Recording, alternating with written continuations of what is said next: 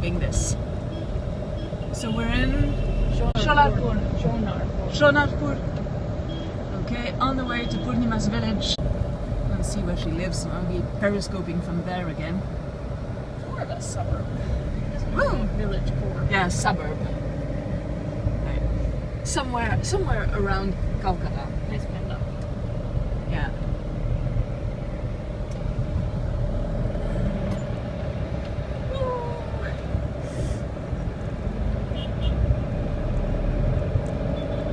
Good headlights. Oh, yeah.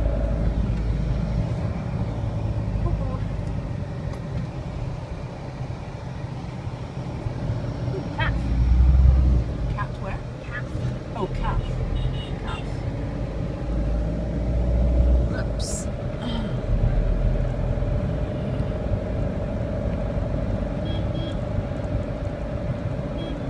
People taking baths in ponds, pools. Pool, probably. Pools. Quite a lot of them. That's what West Bengal is famous for. Right. They're full of fish. Oh. So having a bath with the fish. Yeah.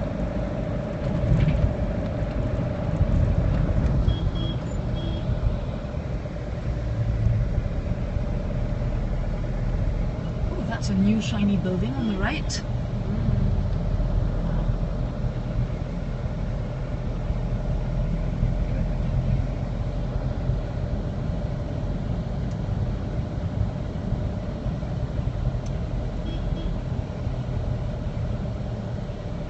Whoa, dudes.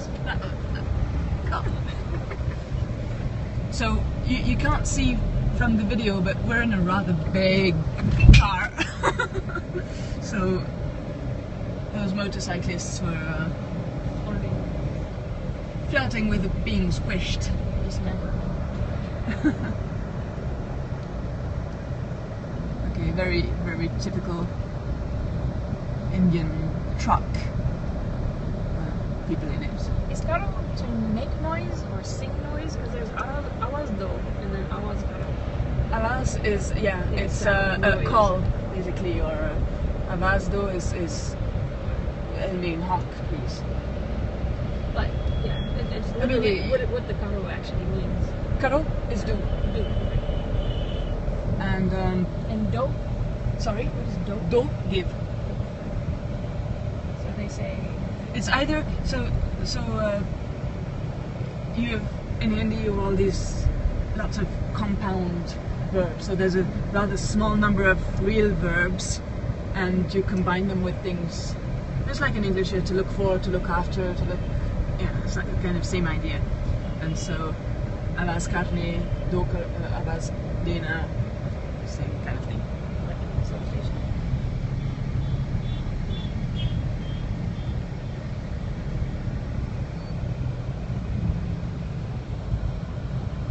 So the equivalent of the English ones you see with please sound horn.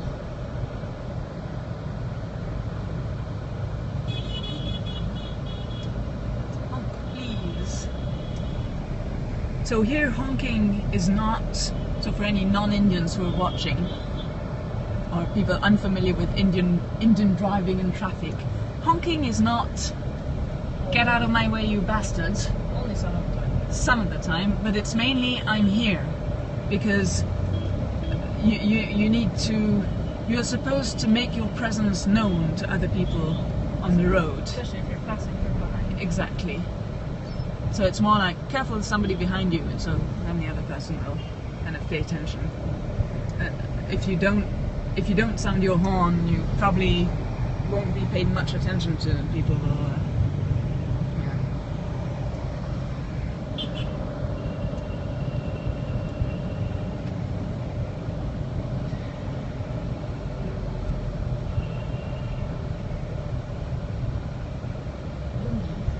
If you've got any questions, you can type them out and I'll do my best to answer. I might not be able to answer everything.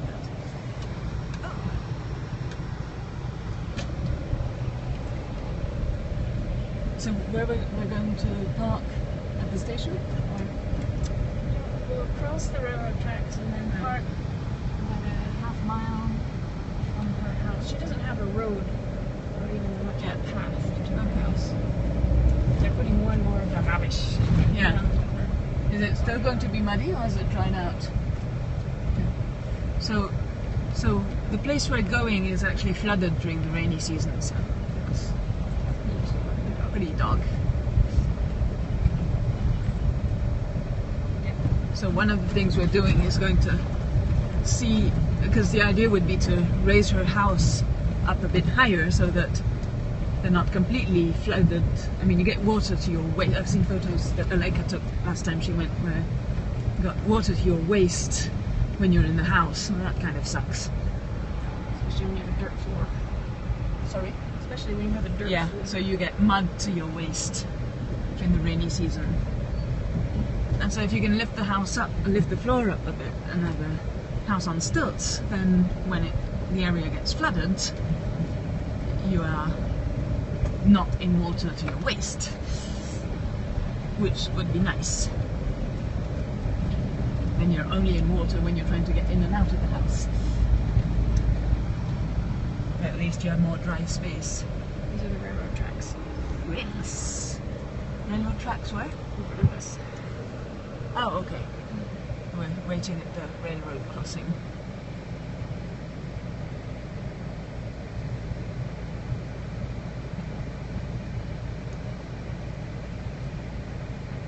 It's a good sized guy. Sorry? Good sized guy. Oh yeah. Yeah.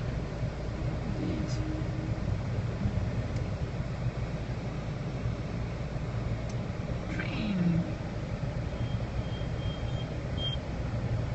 Local train Yeah. with people hanging out of the doors. Ladies' carriage going by. Can't remember if I told you when I was in Pune with my dad. We decided to go out to one of these villages and wander around. There was some hill fort somewhere he wanted to visit, and I was a bit doubtful about the plan because I thought, okay, how are we going to get to the people out there not necessarily going to speak English or Hindi, and so how are we going to get to the fort? And so this was at the beginning of his first day, so he said, oh, we'll figure it out. And I said, well, okay. So I got the train tickets, and I said, I inquired for the train ticket prices, and so it was going to be, I can't remember, 80 rupees or something, or maybe less for first class. And so I said, okay, so first class is going to cost us that. And my dad was, we don't need to travel in first class, and said, we are traveling in first class. So I got the tickets, and then we got on the train, and when we got into the first class carriage, my dad looked around and he was like, oh, this is first class? And he went silent for a while, and after about 10 minutes or so said, okay, I understand why we're traveling in first class. We could actually sit down. Fewer chickens. Yeah, fewer chickens. Anyway, so I'm gonna stop this broadcast and I'll start again a bit later. Thanks for watching, those of you stuck around.